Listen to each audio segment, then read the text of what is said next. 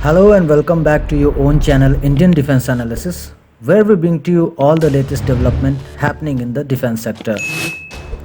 Indian Air Force Foreign Air Base is something not much talked about. However, due to the recent crisis in Afghanistan, the Air Force Foreign Air Base has once again came into the limelight as Indian Air Force was facilitating the evacuation mission via this air base. In today's video, we will discuss about the Gisar Air Base of Indian Air Force, its location and strategic importance. So let's get started. Ayani Air Force Base, also known as Gisar Air Base, is a military base in Tajikistan, just 10 km west of its capital Dushanbe. This base is jointly operated by Indian Air Force and Tajiki Air Force. This air base is many times confused with the Farakor Air Base, which is a military air base located near the town of Farakor in Tajikistan. This air base is 130 km southeast of the capital Dushanbe. We have made a detailed video on Farakor Air Base as well, and the link for the same can be found under the description section. Talking about the Gisar Military Aerodrome, that is GMA, it is India's first overseas base operated along with Tajikistan, which is aimed to provide a strategic weight to military operations and training. It has come handy in India's effort to evacuate hundreds of its citizens and Afghan nationals from Kabul. As we are very much aware of Afghanistan crisis and takeover of Kabul by Taliban, the GMA has come under the spotlight because of the ongoing evacuation process from Afghanistan, during which C-17 and C-130J transport aircraft of Indian Air Force along with Air India aircraft have used the Tajikistan Air Base. A C-130J aircraft airlifted 87 Indians from Kabul and landed in Tajikistan. The evacuees were then picked up by Air India flight that took off from the Ayani Air Base and brought back to India. Similarly, when India evacuated its embassy staff from Kabul along with stranded Indians on August 17, the C-17 was waiting at the GMA for clearance from the Americans to fly in and evacuate them. This was because the aircraft could not remain in Kabul airport since it would have taken up the already unusual place on the strip. Now let's try to understand its strategic importance for India. Gisar Air Base is strategically very important for India. The first important we have already witnessed in Afghanistan for evacuation of Indians and Afghan nationals. Second importance can be seen according to the strategic war game. Consider a hypothetical situation where Pakistan or China goes on war with India.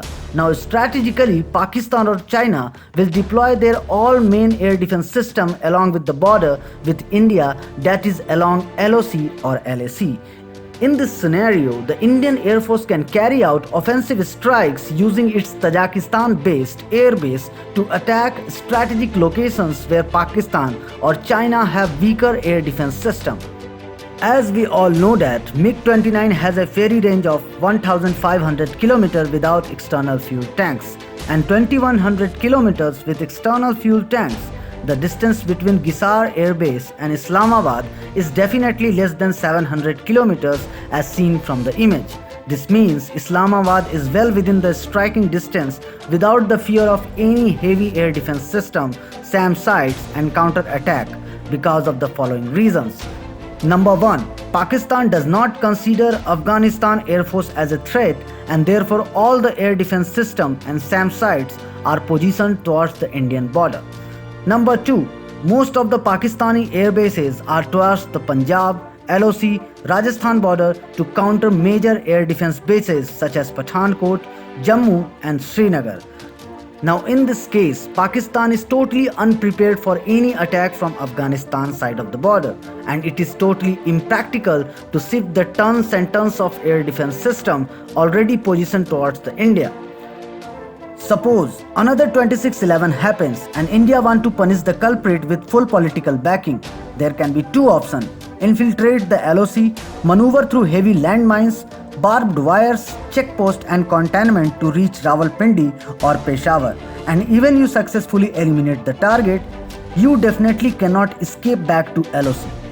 Number 2. You infiltrate through the porous Afghanistan-Pakistan border, but you need logistical support. maybe a stealth helicopter to pick up and drop near Afghanistan-Pakistan border. Now, in another case, in response to China-Pakistan economic corridor which links Gwadar port to China through Karakoram highway and can filtrate rapid deployment of Chinese troops into Pakistan territory, India needs a counterfoil. Indian government is trying to develop the Chawar-Delram route to connect directly with the Central Asian countries. India has already invested significantly in the development of Chawar port and now is working on the development of highway to Delram from Chawar. Once it gets completed, there can be direct movement of heavy military equipment and tanks to completely encircle Pakistan from all sides. You might be wondering how India got control over Gisar Air Base. We have to go 2 decades back to understand this whole situation. Back in early 2000, reports began circulating that India would establish an airbase at Ayani and Farakor in Tajikistan. Both Indian and Tajiki officials issued immediate denial, but they did admit that India had been renovating the base since 2002. Indian government also roped in Border Road Organization, that is BRO team, which was led by Brigadier. At that point in time, there were around 200 Indian workers working on the project, and the airstrip at the Gisar was extended to 3,200 meters, long enough for most fixed-wing aircraft to land and take off. Besides this, Indian team also developed hangar, overhauling and refueling capacity of aircraft. It was estimated that India has spent close to 100 million USD developing the GMA. India's ex-Air Chief Marshal Dhanoa was then appointed as the first base commander of the operational GMA around the end of year 2005 when he was a group captain.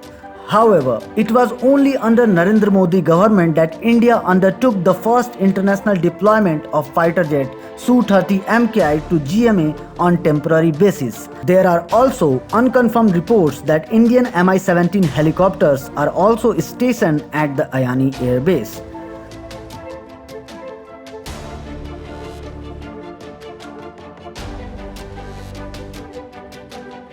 This was today's update.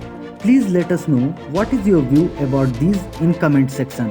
Feel free to post your comments and suggestions on any topic related to defense sector on which you want to hear from us.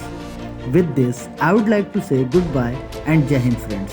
Please like and subscribe our channel if you had not done already. We will soon back with more interesting and amazing development happening in the defense sector.